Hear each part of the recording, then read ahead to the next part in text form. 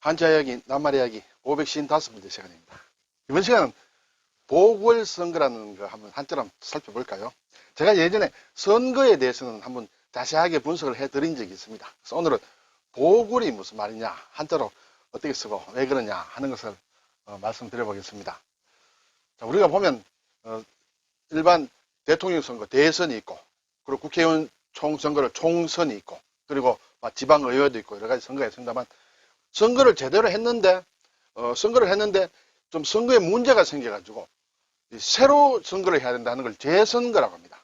선거에 문제가 생겼다. 그래서 그것은 새롭게 선거해야 되는 걸 재선거라고 하고, 정상적으로 선거를 해서 뽑았는데 어떤 문제로 인해서 어떤 그 당선된 사람이 결혼이 생겼을 때 그때 하는 것이 보궐선거입니다. 그리고 재선거와 보궐선거를 합쳐서 재보궐선거라고 하고, 그거는 재보선이라고 이렇게 얘기를 합니다. 오늘은 이제 보궐과 관련된 것을 중심으로 살펴보겠습니다. 보궐은 기울보입니다. 깁는다. 옷을 깁는다. 해진 옷을 깁는다 할 때 기울보예요. 그리고 골은 대골골이다. 대골하고는 상관이 없는 것 같습니다만 어쨌든 보골 이렇게 되겠습니다. 자, 깁는다 했기 때문에 옷을 깁는다. 그래서 오디변이 들어갑니다. 그렇죠? 오디자가 다른 것과 합쳐서 변으로 쓰일 때는 이렇게 모양이 조금 바뀌죠. 오디자다, 오디변이다. 근데 옷을 이제 옆에 오른쪽에 있는 것은 클보라고 합니다. 크다 하는 클보인데, 이것은 어떤 대략 해석이 싹이 밭에 바짝 붙어 있다. 그래서 붙어 있다. 떨어지지 않고 붙어 있다. 또는 뿌리를 산 묘목, 우리가 묘목을 식목을 할 때 뿌리에 이제 흙을 붙이고 이렇게 바짝 둘러 새끼 같은 걸로 칭칭 돌려맵니다. 어쨌든 뿌리를 산 묘목의 모양이다. 그래서 결국 좀 붙어 있다는 그런 얘기예요.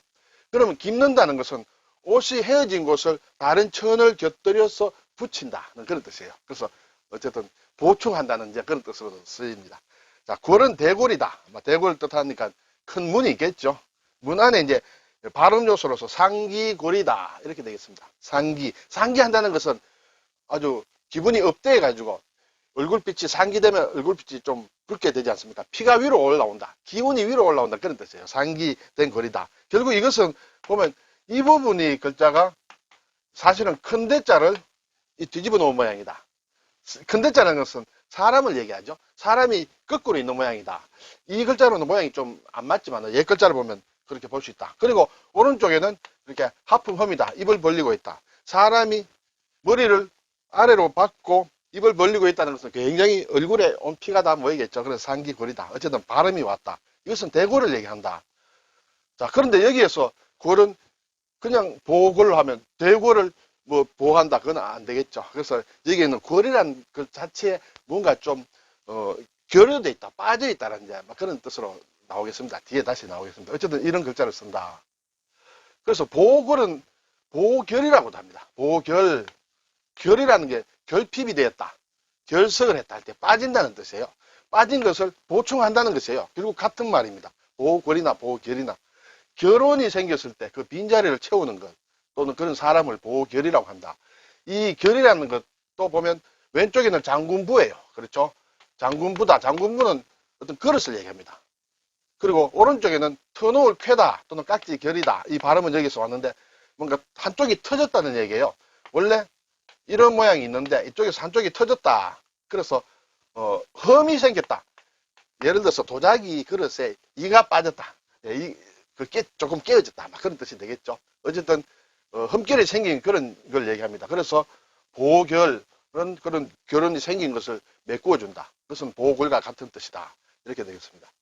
그러므로 당연히 보궐선거도 보결선거라고도 할 수 있습니다. 근데 일반적으로 우리는 보결선거는 잘 하지 않고 보궐선거라고 많이 한다. 이렇게 되겠죠. 자, 여기에 이지르질 결이라고 했습니다.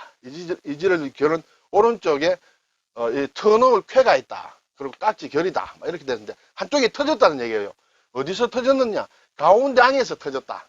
가운데 앙이라는 것은 사실 큰 대자에 사람이다. 사람의 목에 죄를 지은 사람에게 이렇게 형터를 겁니다. 형태를 그러면 목이 목 가운데 오지 않겠습니까? 그래서 가운데 앙이다. 그런데 여기에서 하나가 빠졌다, 터졌다 그런 뜻이에요. 자, 마음이 터졌다. 마음이 터졌다 하는 것은 뭔가 좀 상쾌하다. 그렇게 볼 수 있겠죠. 또는 어떤 사람은 그렇게 얘기해요. 이것은 깨어진 사금팔이다. 그것을 가지고 좀 종기가 나서 이렇게 간지러운 데를 이렇게 긁으면 상당히 마음이 상쾌하다. 그렇게 해석하는 사람이 있습니다. 실질적으로. 아주 세계적인 학자입니다. 그리고 이제 물이 터졌다. 못두게 물이 터졌다. 그래서 그때는 이제 뭔가 상당히 물을 일부러 물기를 낼 것이냐, 그냥 자연적으로 막 무리하게 터질 것이냐는 것이 있는데, 자, 홍수가 날 판이다. 뚝이 무너질 상태다. 그랬을 때는 뚝의 한쪽을 잘라내는 것이죠. 그것이다. 그것은 상당히 결단을 필요로 하죠. 그래서 터질 결심할 때 이렇게 씁니다. 자, 앞에서 제가 보결과 보궐이 같다고 했는데, 요즘도 잘 쓰는지 모르겠어요. 보결 입학이다.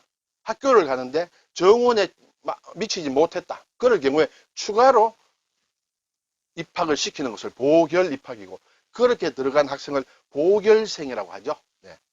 그렇게 보결생을 뽑기 위해서 치는 시험을 보결시험이라고 합니다. 자, 이제 보궐선거인데, 보궐선거로서 당선된 의원이 있다. 그때는 보궐의원이라고 하느냐? 아니다. 틀렸다. 그때는 보결의원이라고 한다. 보궐선거 또는 보결선거를 통해서 당선된 의원은 보궐의원이라 하지 않고 보결의원이라고 한다. 왜 그런지 모르겠어요. 사진은 그렇게 되어 있습니다. 일단 저는 그것만 일단 알려드리겠습니다. 자, 앞에서 궐이라는 말이 대궐이라고 했는데, 그래서 임금이 거처하는 곳이다. 대궐이다. 궁궐이다. 단지 자, 궐에 들어간다. 궐에 들어간다. 궐에서 나온다. 뭐 대궐이죠. 그렇죠? 그런데 이제 두 번째 뜻으로 해야 할 일을 하지 않는 것이다. 빠뜨리는 것이 궐이다. 그렇게 쓰인다는 것이죠. 이거 상당히 어려웠고 지금은 잘 안 쓰는 문장인데, 아침 식사를 궐하다. 제가 가진 국어 사진 나오는 예문입니다. 아침 식사를 빠뜨렸다. 그렇게 되겠죠. 그리고 예를 들어 또 참여할 차례를 건너뛴다. 또는 출석해야 될 차례를 건너뛰는 것도 궐이라고 한다. 그리고 여러 자리 가운데서 일부의 자리가 비어 있다. 그것도 궐이라고 한다. 그래서 궐을 낸다 하는 것은 참석을 안 했다, 불참했다, 그런 뜻인데, 지금 서지는 거의 잘 쓰지 않는 걸로 저도 알고 있고, 저도 써본 적이 없습니다만, 일단 사전에는 이렇게 나와 있습니다. 그래서 어쨌든 빠뜨린 것을 가지고 궐이라고도 한다. 이렇게 생각하면 되겠습니다. 자, 오늘 보궐선거 그리고 보결선거는 같은 말이다. 재선거와 보궐선거의 차이점은 무엇이라는 걸 제가 앞에 설명을 드렸습니다. 수고하셨습니다.